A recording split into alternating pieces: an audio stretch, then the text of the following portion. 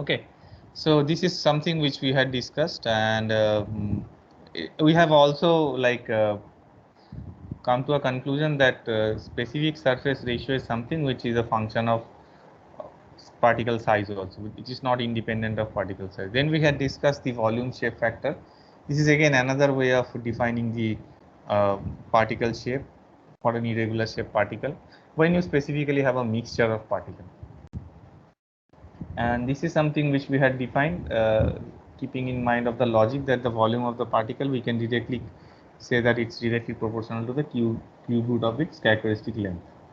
And then we had come up with a constant which is known as lambda v, and this lambda v is kind of a representation of the irregularity of the particle. Then we had also discussed, when you have a mixture of particle, how we can find out the specific surface area of the entire mixture, and we had come up with a final expression which was looking something like this, that you can see in the slide. Right, so I think we had stopped here, and then I'll start from here. Okay, someone is there, so me. Excuse me, sir. Yes.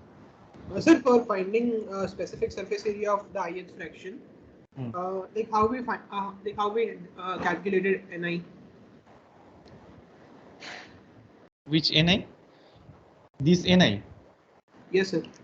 So this Ni is specific. You will get a specific chart or a table for Ni with size, which looks something like this. Here you can see its N and its average particle size. So for your material, you will get a curve like this. So when you get a curve like this, if you know the average particle size, just take a point here and find out the corresponding N. That would be Ni for that specific fraction, because for that specific fraction you know the d average. So from the d average you can get the dni, you can get the Ni from this kind of graphs or tables which will be available to you.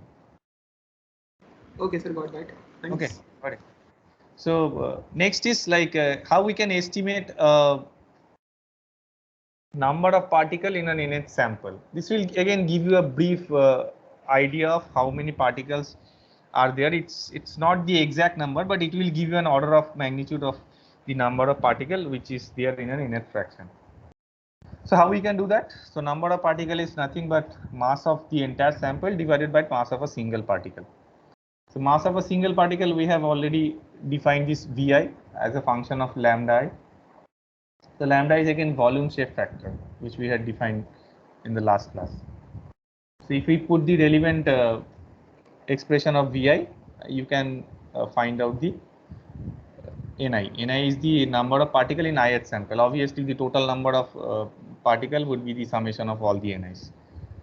So if you do that, you will get this expression. There is nothing much to understand in this. Right. So with all this information, specifically you write down this equation. I think I had discussed in this in the last class. I'll try to solve one problem. All of you just note down this equation Sm. So based on this equation, I'll try to solve one problem now. Just note it down, or take a screenshot or whatever is convenient. Hello, sir. Yes. Sir, in last class you have asked a question that when d average would be equals to dv. So is it when the volume shape factor is equals to pi by 6? Volume shape factor. That means Yes. what do you mean by Lambda volume v? shape? Lambda v. Okay, lambda v. Yeah, that's true. But I asked this question before defining lambda v. You remember? Yeah, but sir, you say that in next class you will be able to answer it properly. So that's why I think.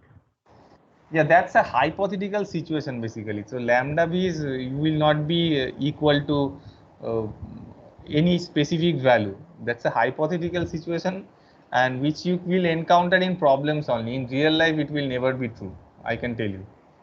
For you will not get any sample where the dv and your d average will come exactly same. It will come exactly same when your particle is spherical in nature. And if your particle is spherical in nature, then there is no point of asking for any shape.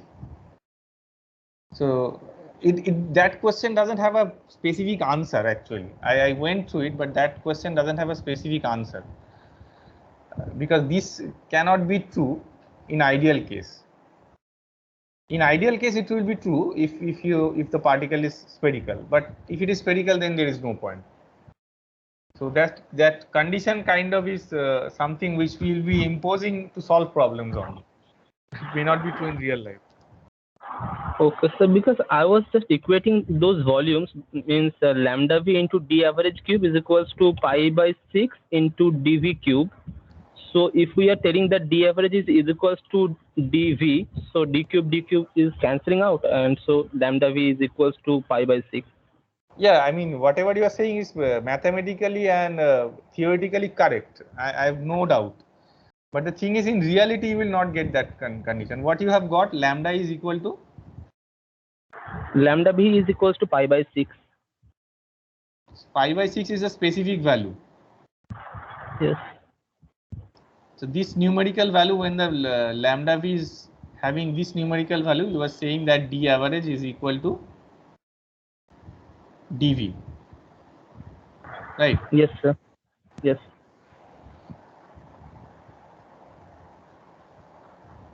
Theoretically, it's correct. But practically, I don't know, like whether you will get landed up with this kind of condition or not, because d average is specific for a specific ith sample, and this lambda is basically average out. When you find out the lambda for a specific sample, it's basically average of all the lambdas. So this value is equal to this is very unlike. Mathematically, Okay, you are sir. correct. Mathematically, you are correct. We will see. We will impose this condition and try to solve this problem, the next problem. So this thing is something which we wanted to know. Like if we have this xi versus d average I distribution, we would be in a position to find out the specific surface area of the mixture and all other information. But what we need from the as an input is xi versus d average I. Okay. So with this information, let's try to solve this problem. Okay, what this problem says? The problem says size distribution data of a sample of sand of specific gravity, that means density is given, is shown in the table below. Now what you have to calculate? You have to calculate the specific surface area of the sample.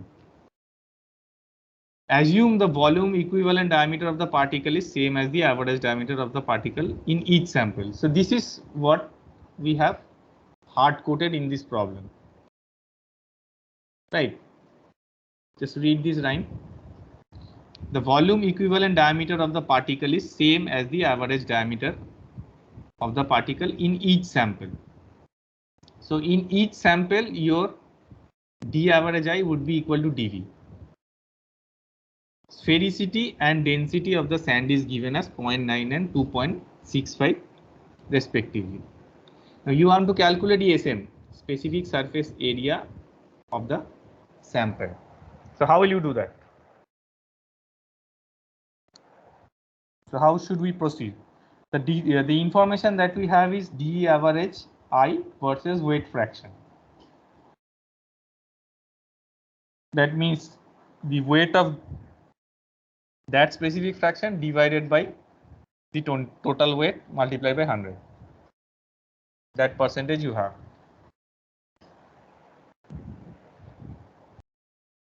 So any one of you can give me some idea like how should we proceed?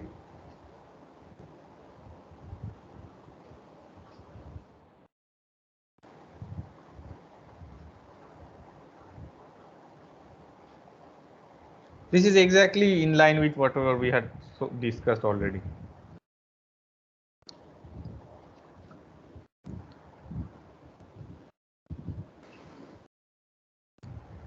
Yes, some idea. So we can find NI.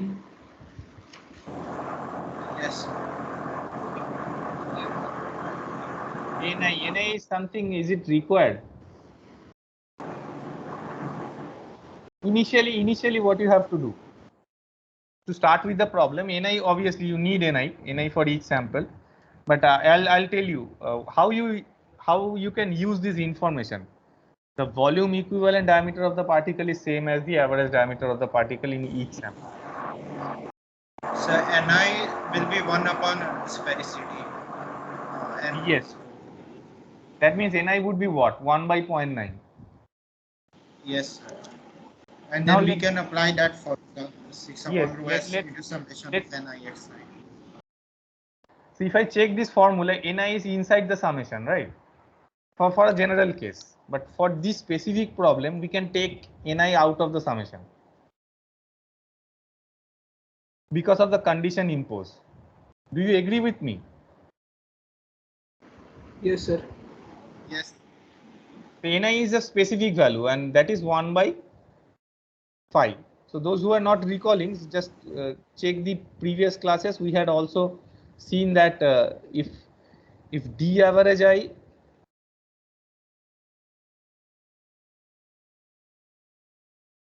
yes, if this is the condition, your Ni is equal to shape factor, which is nothing but 1 by sphericity. So that is what is the condition imposed in this problem.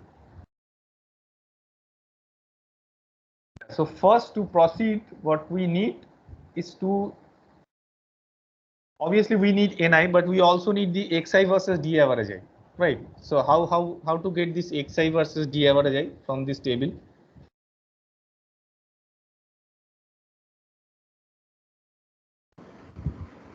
Sir, we can calculate mass fraction from weight percentage. Yeah, that's pretty easy. Basically, you have to divide by 100. So d average I is given, weight fraction is given, weight percentage is given. Let's convert it into weight fraction, and then find out this ratio, Xi versus d average for each fraction, and sum it up. This is what you got here, Xi versus d average. Let's see how we can use this. So this is what we know already from the previous equation or previous derivation, the specific surface area of the mixture. And now what we are doing here, we are using this relation where this d average and dv is equal. That is what is specified in the problem.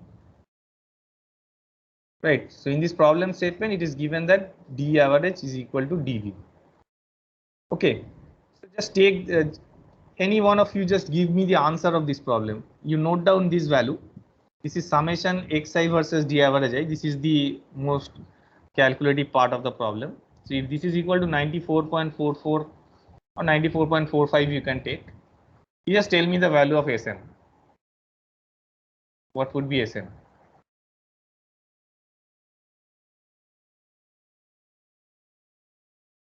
So what you have to do is you have to take other information. Any information if you missed, I can give you.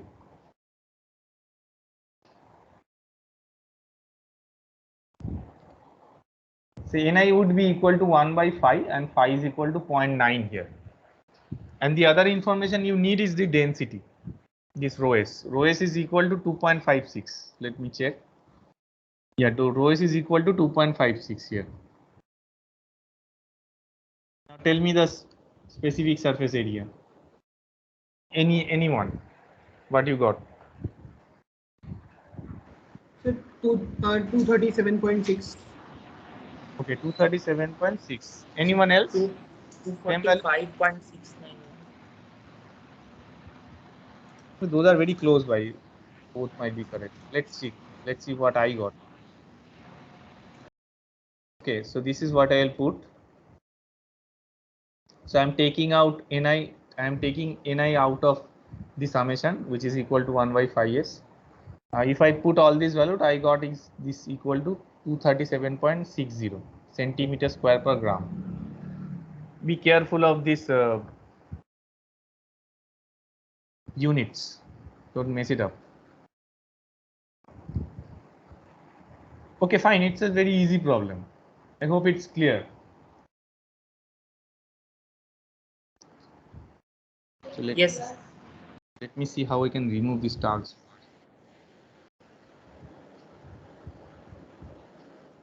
there.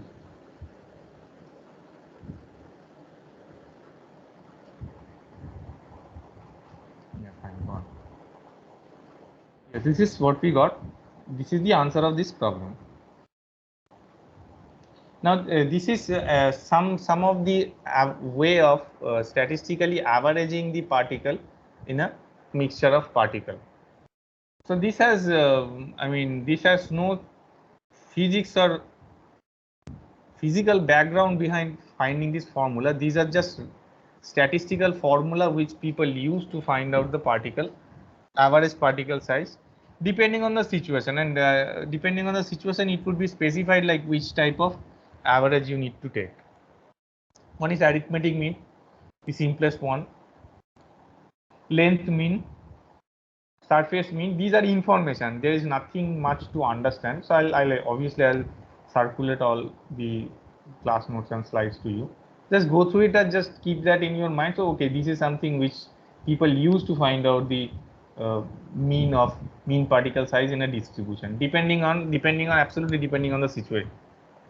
Square root mean, now which one to use and where, it will be specified. It will be specified that you have to use this mean with for this distribution, and there is no hard and fast rule that you have to use this specific mean for a specific sample, right? You have to cross check and see which one is giving you a reasonable close answer, nothing else. That depend on the situation. There's something called harmonic mean also, which has all the statistical distribution and formula. So let me briefly go through a problem, and there is a reason of why I'm solving this problem. When you will see the answer, you will get to know why we are solving this problem. So we have this distribution, number of particles versus particle size, and what we have to find out, we have to find out different mean particle size. So this is a problem where it is not specified like which mean we have to use here, and if that is not specified, see what the problem can arise. So we have to check with everything. First we start with the arithmetic mean, and if you do an arithmetic mean using this formula, this is nothing but calculation. Take all the summation of ni di and divide by summation of ni. Ni and di is given. And if you do that for arithmetic mean, you will get the average particle length as 3 micron. And if you do it for length, surface, volume, what is SR? SR is square root, and then have cube root and harmonic mean. So if you do that, you will get all these relevant values. Now, what we can infer from these numerical numbers? Can any one of you comment on this? Like what, okay, we got some numbers, some values, but what we can infer from these values or from these numbers? Like if we use different. So there is a great deviation in the values. Yes, right. So there is a great deviation of the values that you can see. It's starting from 3, it went up to 36.4 with, no, not from 3, starting from 2.3 to 36.4. So see, if you are not specified with which, or you are not aware of which arithmetic mean you have to do, you can land up with the absolute wrong number. Even the order of magnitude might be different. So that is the takeaway message, is like you need to know which arithmetic mean to use. And that would be specified because you need some background information for that. And with that background information, it would be specified on a specific problem that which arithmetic mean you have to use. Then and then only you would be in a position to predict at least somewhat a correct order of magnitude of the particle length in the mixture. Yes, any one of have you? I think someone has some question, or is it fine?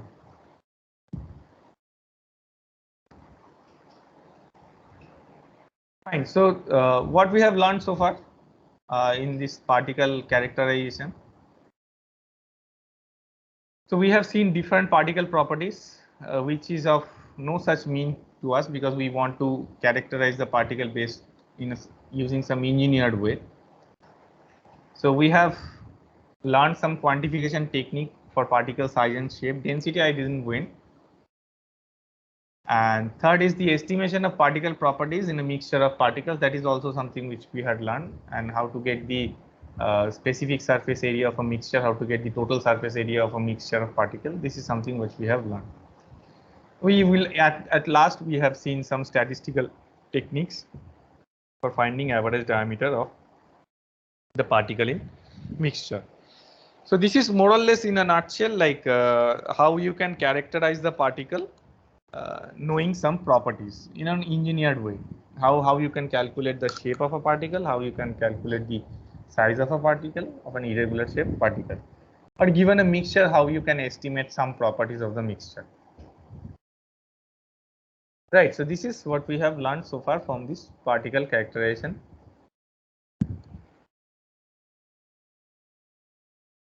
Okay, any question left?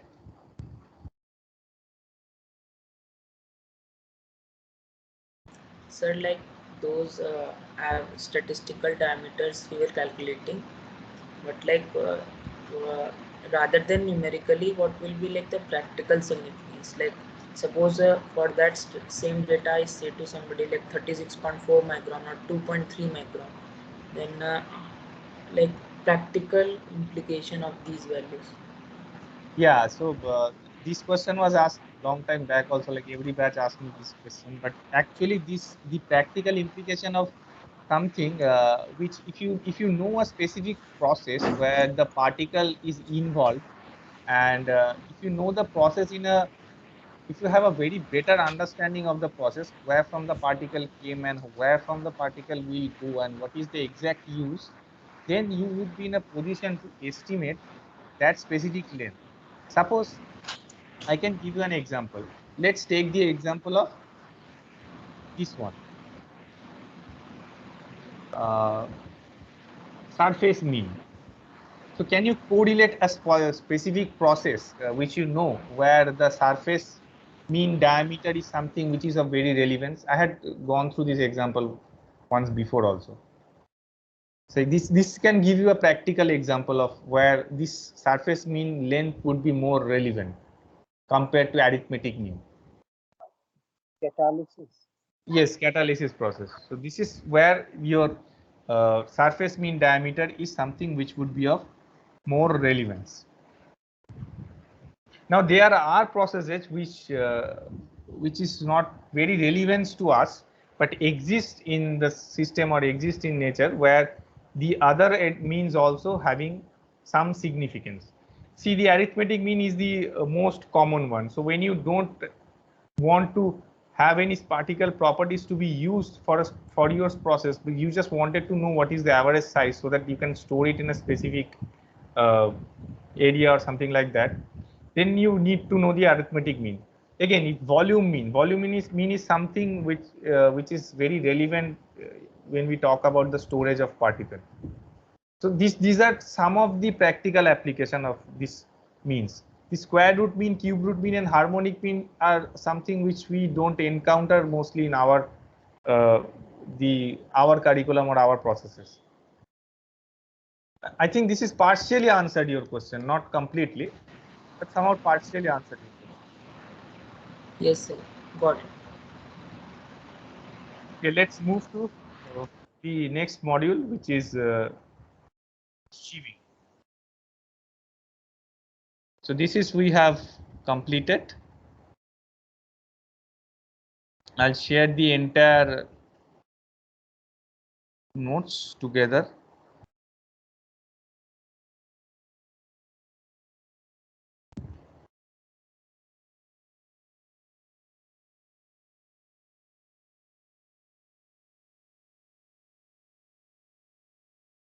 Yes. So far, this was the entire course structure, and we have completed this one. So we have completed the particle size and shape, some idea. Next is the particle size investigation, in which I'll be mostly talking about sheaving. The other part will be taken care by Professor Varanasi. So let's move into the sheaving process. So already you had a brief idea of what is sheaving and what is the use of it. But this time I'll go into very detail of this entire sheaving process. Right. So this is how a lab-based screens look like. So you remember I had drawn a stack of screens and then we put all the stack of screens together and then shake it. So this is one of the individual screens look like. So if I point on this one, maybe this one, can you give me like an idea where the location of this screen would be, at the top, at the middle, or somewhat at the bottom? At the top. It's at the top. Top. Yes. At the top. Top. Yes. So if I go by chronological, well, this should be at the top, this should be somewhat next, and rest are very fine. So difficult to say which one will come after which. But obviously this one is the having the highest opening, and then this one. And also you can see that after the sheaving experiment is done, when you disassemble it, you can see the biggest size of particle is held on the sheave which is having the coarser opening. And next comes this one. I think this will be the next one, and then you will come up with all these smaller size opening screens. So when you stack all these screens, you will get a process which is known as sheave. These Sir, are the, do the opening has any standard value?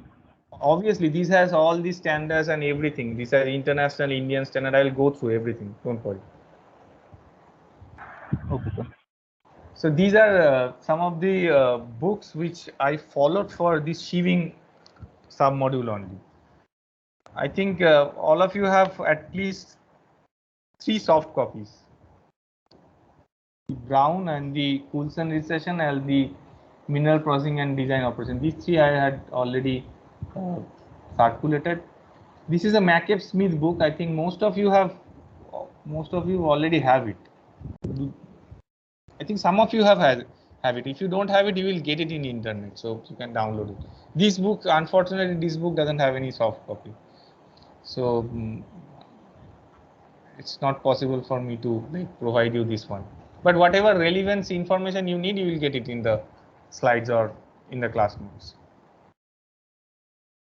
So let's move to something called industrial screens. So initially I had talked about sheaves. Now I'm talking about industrial screens. So what is the difference? And you had already the third year batch had already done the experiment on vibrating screen also. That's an industrial screen.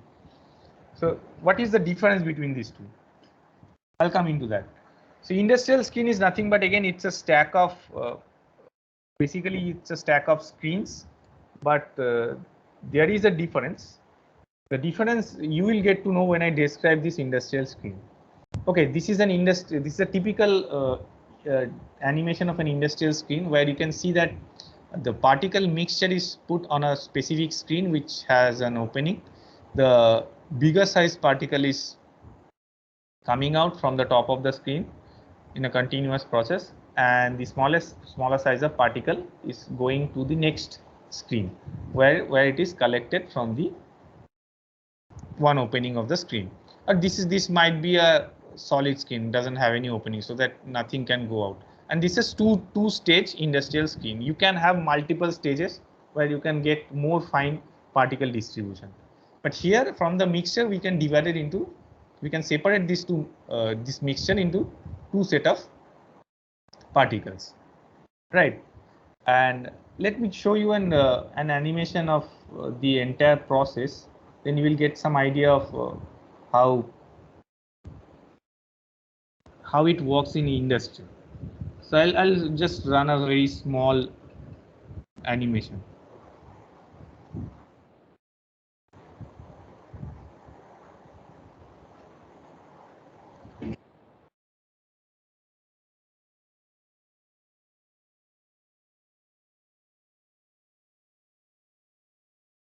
The typical mine, you can see that are coming to the and then they are you can say that you can understand that everything is moving to the conveyor belt.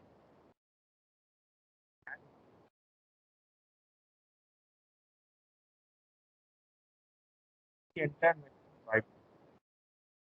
Going on inside this machine, the physical industrial vibration. See what you can.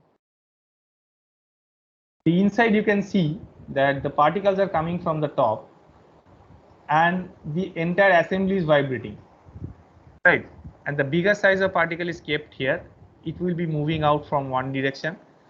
The relatively smaller size particle is going to the next screen, and again the smallest size of particle is moving to the next screen, and it is being taken out from the individual screens, and it's a very continuous process. So you will get this three particle size, this one, this two, this three, these three different particle size from a mixture of the particles which is coming from the conveyor belt. And again, all these particles will again go to the conveyor, respective conveyor belt. It's not three basically, it's 1, 2, 3, and you can see the fourth one. The fourth one is the finest one, which is coming out from the bottom of the bottom screen. So using this three stage, you can divide the entire mixture into 4 different size distribution. And again, this will go to a conveyor belt and to the respective processes based on the requirement.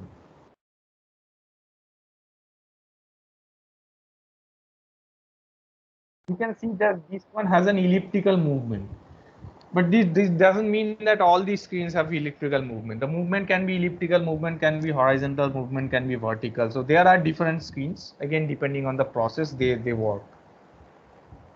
I'll come again.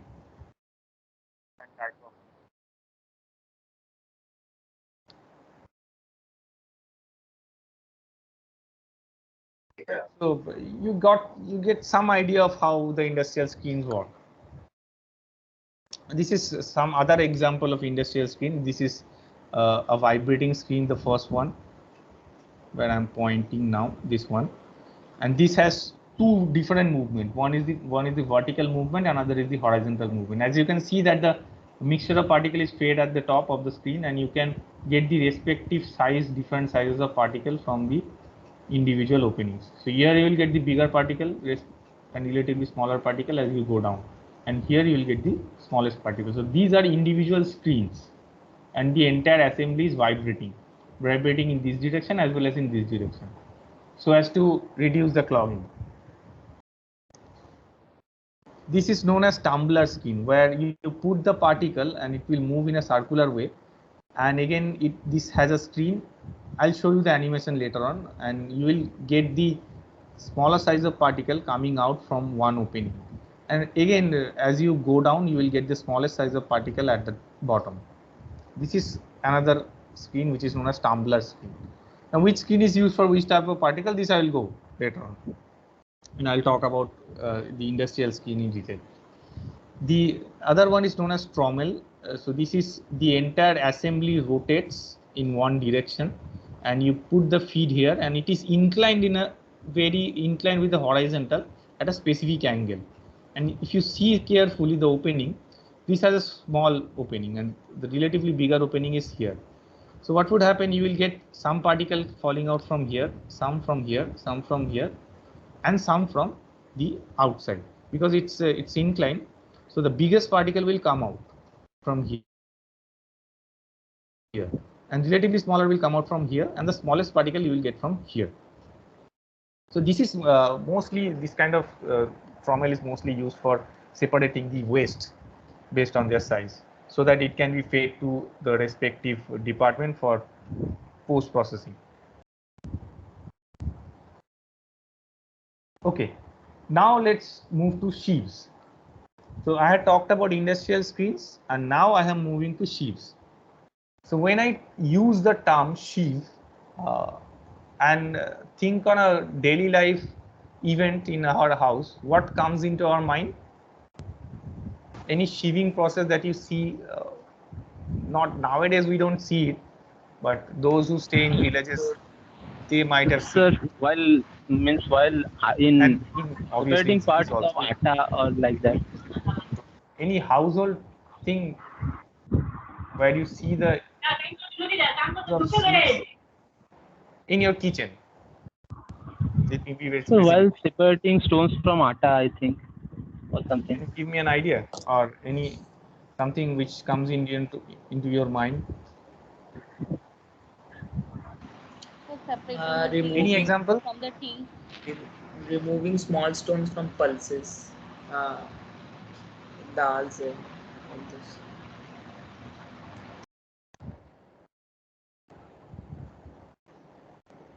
So separating the tea leaves from the tea. that we don't separate basically. So separating stone from atta or something like that. Yeah, something like that, something close by. This is what we do. So coarser grain we remove from the wheat to get the finer one, so that we can make a better roti. So this is one of the example of sheaves that we use, and this is something which we have already seen. This is how it looks like, the industrial sheaves, not the industrial sheaves, the sheaves that we mostly use in laboratories. And this is how we stack it. We stack the bigger one at the top, the one that has bigger opening, and we respectively go down. And at the bottom, what we have, the one that is known as pan, it doesn't have any opening. It has a solid base. So the smallest particle will rest on this pan. So this is a sheave, and we had already discussed about screen, industrial screen. So what is the difference? So looking at these two examples and these two images, can you point out one of the example?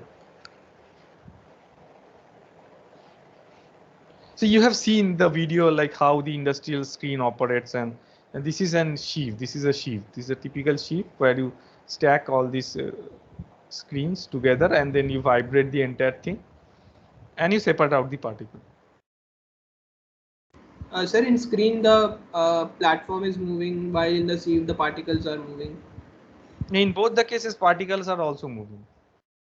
In both the cases, actually the platform is moving. You are shaking the entire assembly, so that's why the particle on the top of is moving. The movement wise, it's not entirely different. In the industrial process, the particles are coming out, but in laboratory we have to put them out. Yes, so there is a technical term attached with it. Do you know that term? No, sir. So have you heard of the term continuous process and batch process?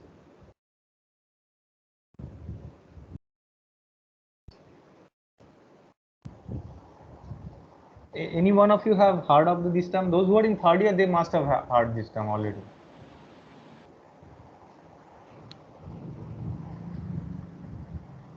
Okay, none of you have heard this term, continuous process and batch process.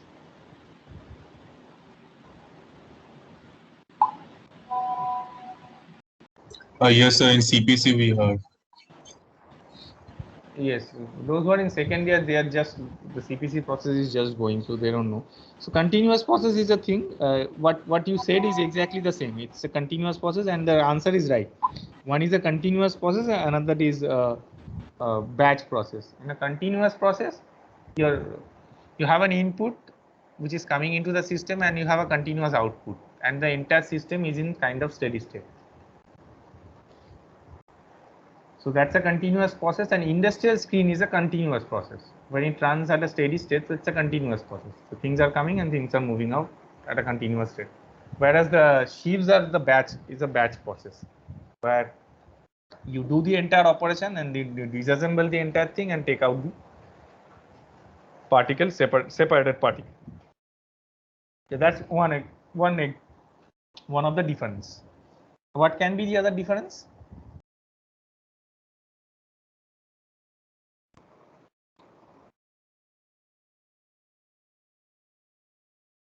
Okay, let me go through one by one.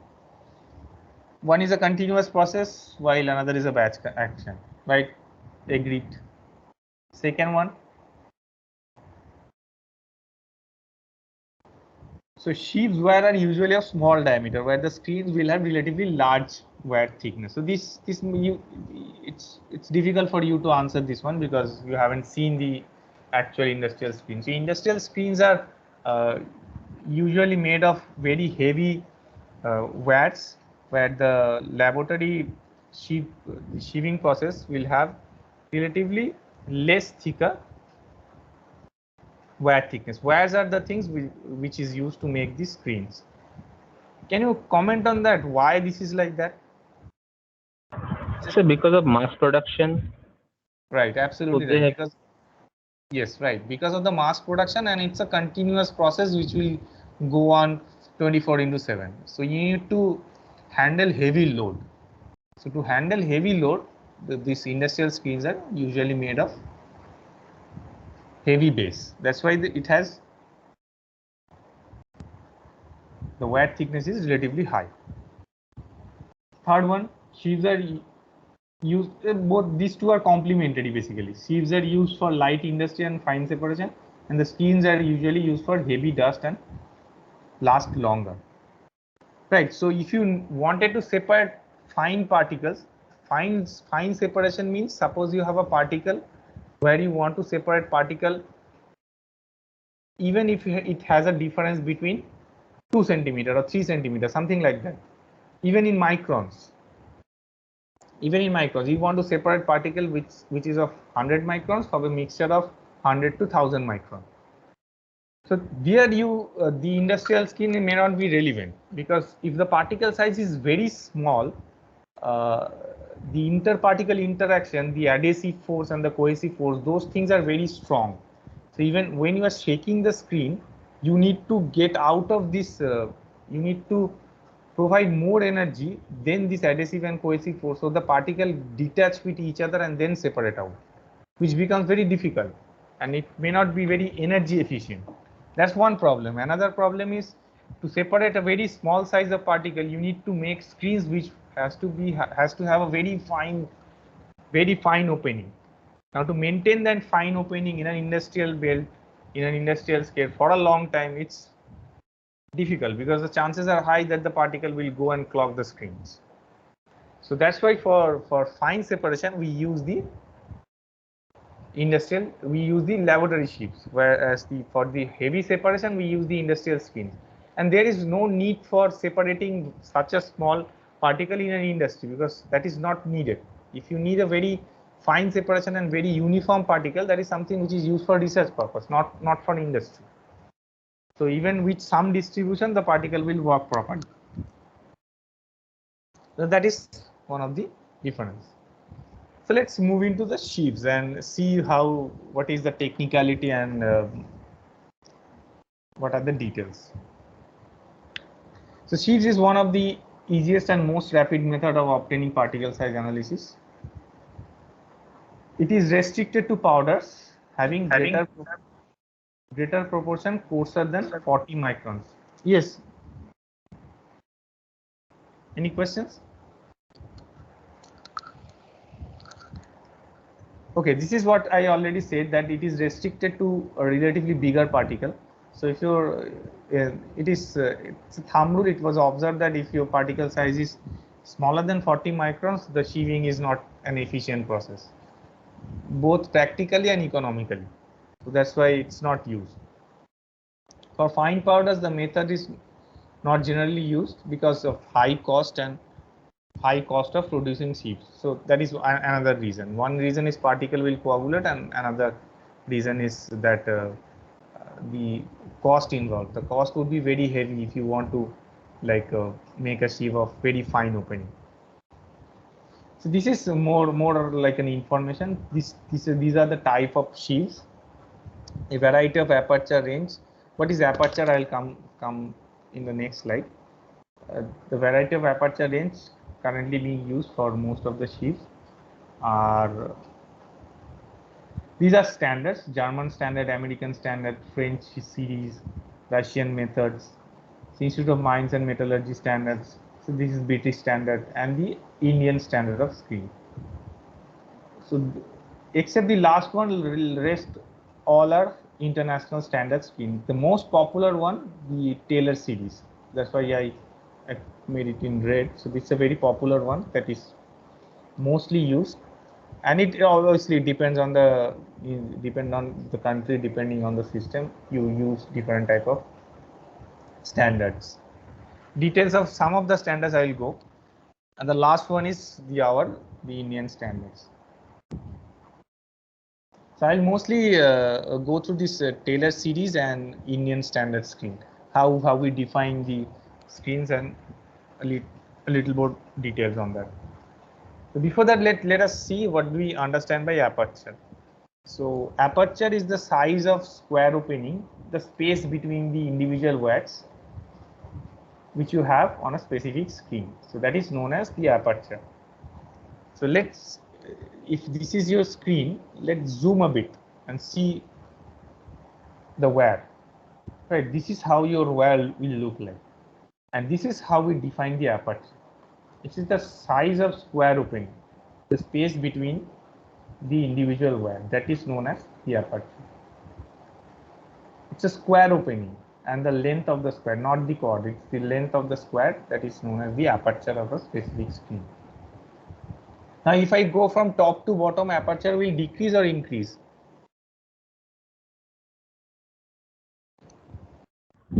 Decrease. Yes, so aperture will decrease because the opening size will go small. Right, so these are different way of constructing the screens. This is 25% open square, 40% open space, and 45% open space. Obviously, so which one I can use for heavy load out of these three? 25% open space. Yes, 25% open space, because the wire is relatively thick. This is in between, and this is for lightweight we can use. And the particle that will pass through the specific screen also will depend on the orientation of the screen. See, the particle orientation you cannot control because the entire thing is vibrating. The angle at which the particle will hit the screen, that is something which is not controlled. That's a stochastic process.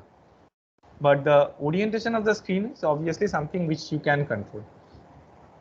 Now, if you place the screen at a specific angle from horizontal plane, so you have to take the horizontal component of your aperture, that length, to be the aperture of the screen.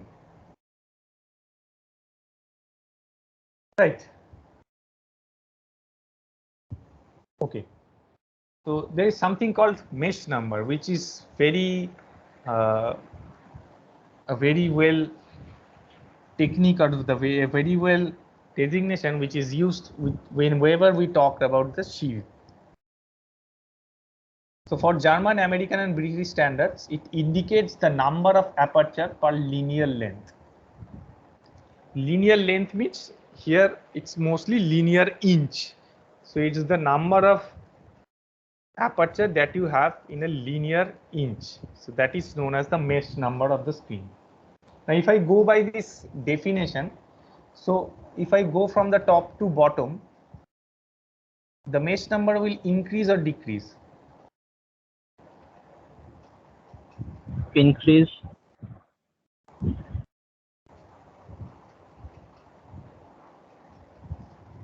So any other thoughts? Increase, right?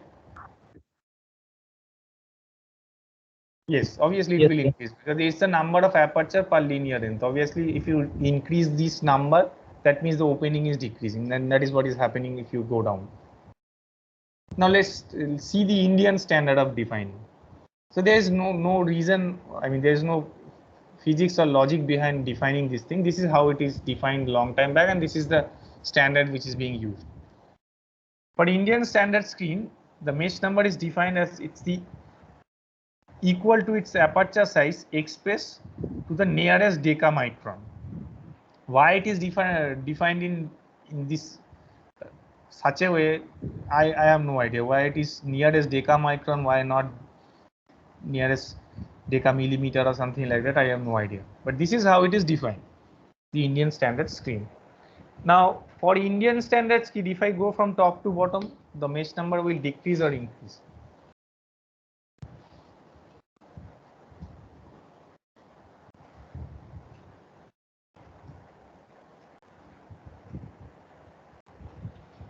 a decrease. Why are you so unsure? It will decrease, obviously, because it's the actual length. Whatever be the standard decamicron, millimicron, whatever be the micron, but it's the actual length that you are using to define the mesh number. Obviously, the actual length will decrease as if you go from top to bottom, right? So standard screen interval.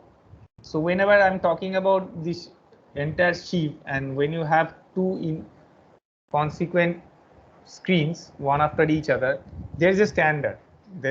You cannot put random number of random screens here and there. So depending on the difference in the aperture of the previous screen to the next screen, the standard is maintained. And how the standard is defined is the area of opening of one screen in a series is exactly twice that of the opening in the next smaller screen. So if you have a ith screen, the opening area of the ith screen, if that area is A1, and if you go to the next screen, and if the area of opening at a specific aperture is A2, then how this A1 and A2 is related? This A1 is equal to twice of A2. So the whatever be the area of the previous screen, that is exactly twice that of the next screen. So sometimes you also use intermediate screens. Obviously, if the area is twice, what would be the relation in the length?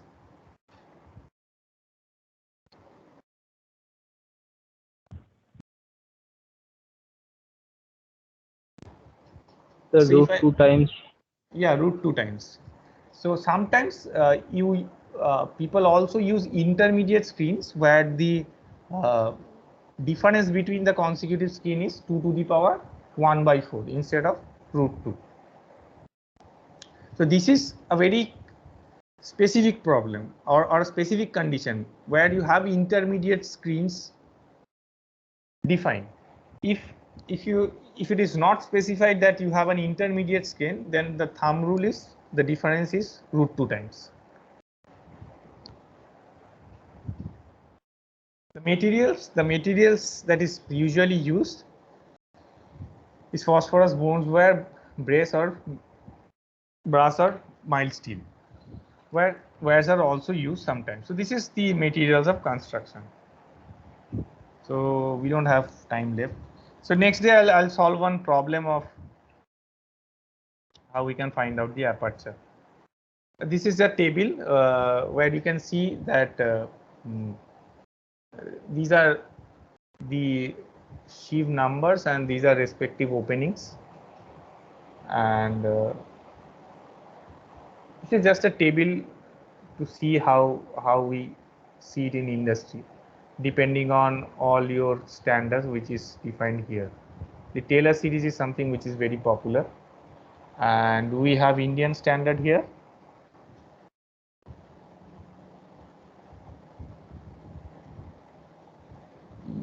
Yes, we don't have Indian standard here.